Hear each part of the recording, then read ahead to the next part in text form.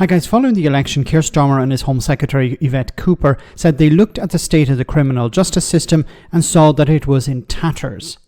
They received information from the prison service to say that in some cases prisons were days away from reaching their full capacity. If that happened, people arrested today could not be put in prison as there were no spaces for them. So a difficult decision had to be made, and it was to release many prisoners early. This was to free up space for rioters and others who had been convicted of crimes. I had said at the time that there would be some people, no matter how robust the screening is, some people who shouldn't be let out will be let out. Then we had this story, but you'll never guess who jumped onto social media to share this very clip.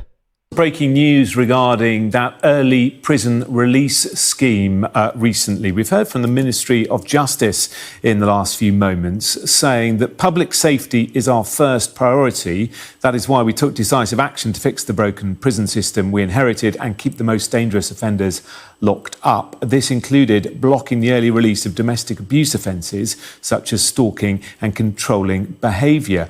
But we are working with the police to urgently return a very small number of offenders who were charged incorrectly and sentenced under repealed legislation to custody. The convictions remain valid, with offenders monitored since their release and will soon be back behind bars. So 37 people released under the early release scheme should not have been in fact released from prison, but the Ministry of Justice is saying that the vast majority are now back behind bars, and they are working with the police to return 5 offenders to custody to serve their remaining prison term. Okay, so we're talking about 37 people, we're not talking about hundreds, and most of them have been captured and returned to prison. But of course, this is a cock-up for the government. This is an embarrassment for Yvette Cooper, and it's an embarrassment for the Justice Department.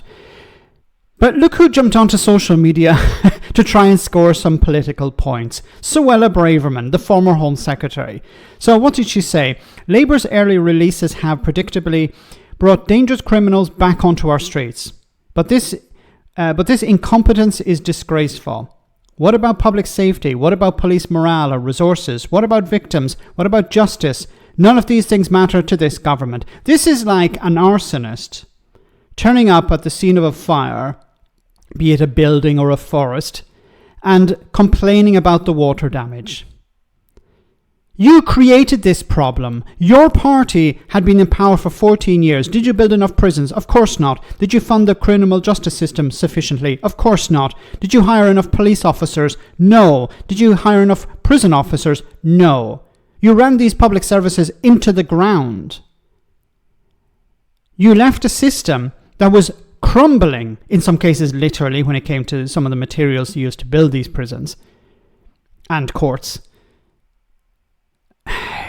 You ran these services into the ground. Prisons were at 100% capacity, or days away from 100% capacity. And the government would have to make a decision. Well, we don't put anyone in prison. That's not a very good disincentive to commit crimes. Or we release some people who are going to be released anyway and hope for the best. And they messed up. And they'll have to pay the consequences for that. But you, Suella Braverman, you created this problem.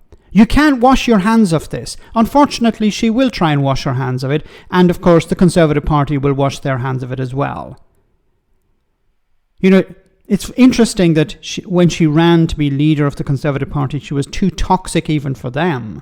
She should just end up, joining the Reform UK. They would welcome her with open arms.